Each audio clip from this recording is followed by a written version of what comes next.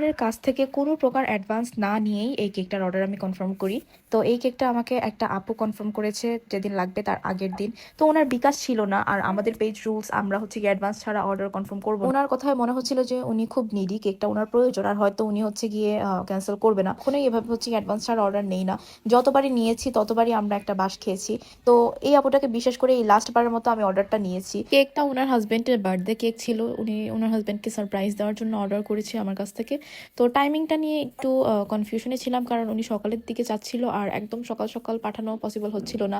তো আপুটা এর পরের দিন সকালবেলা আমাকে মেসেজ দিয়ে বলতেছে যে আপু কেকটার অপেক্ষায় বসে আছি, হাতে টাকা নিয়ে কখন আসবে। জিনিসটা খুবই ভালো লাগছে যে আপু কেকটা নিয়ে অনেক বেশি ইন্টারেস্টেড ছিল যে কখন কেকটা উনি হাতে পাবে। তো আপুটা আমার বিশ্বাস রাখছে, যেটা আমার কাছে খুব ভালো লাগছে। সকালে একদম কনফার্ম হয়ে যায় যে না, উনি কেকটা নিবেই, উনি কোনো মতেই চিট করবে না। তো আমি এখানে কেকের মধ্যে একটা ভুল করে ফেলছি। আমি কেকের লেখাটা হচ্ছে গিয়ে ঠিক মতো রেখে সামনে জায়গা ছিল না, তো সামনে একটা ক্যাপশন লিখতে হতো, ওই ক্যাপশনটা আমি পিছনে লিখে দিয়েছিলাম, কারণ কেকটা আমার সেট করতে একটু ভুল হয়ে গেছে। আমরা সবসময় বলি কাস্টমাইজ কেকগুলো আমাদেরকে অ্যাটলিস্ট 2 থেকে 3 দিন আগে কনফার্ম করতে, কারণ আমাদের হাতে অনেক কেকের অর্ডার থাকে, দেখা যায় যে তাড়াহুড়ায় একটু টুকটাক ভুল হয়ে যায় আমাদের। এই কেকটার ডেকোরেশনটাও শেষ, আর কেকটা আমি আপুকে একদম টাইম মতো, বলতে গেলে টাইমের আগেই পাঠিয়ে দিয়েছি। তো কেকটার ডেকোরেশন আপনাদের কাছে কেমন লাগছে আমাকে অবশ্যই কমেন্ট বক্সে জানাবেন। আর এরকম কেক যারা যারা নিতে চান আমাদেরকে অবশ্যই ইনবক্স করবেন।